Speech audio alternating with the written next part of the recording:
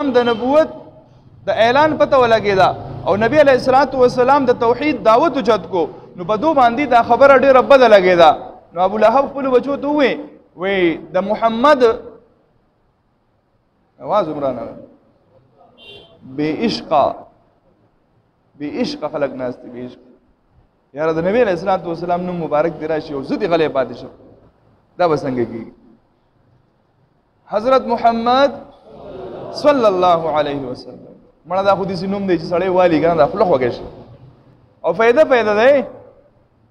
ده.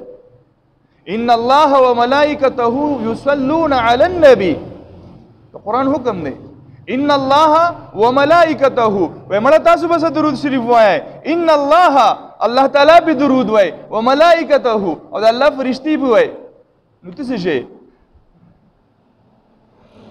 بیا الله تعالی حکم فرمای یا ایها الذین آمنوا صلوا علیه وسلموا تسلیما.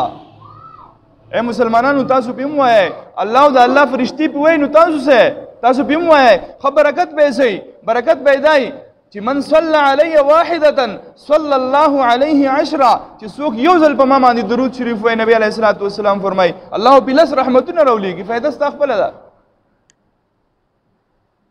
من صلى علي مرة واحدة فتح الله له بابا من العافية څوک چې یو ځل په نبی علیه الصلاۃ والسلام باندې درود شریف وایي الله تعالی پې د عافیت دروازه کولاوږي.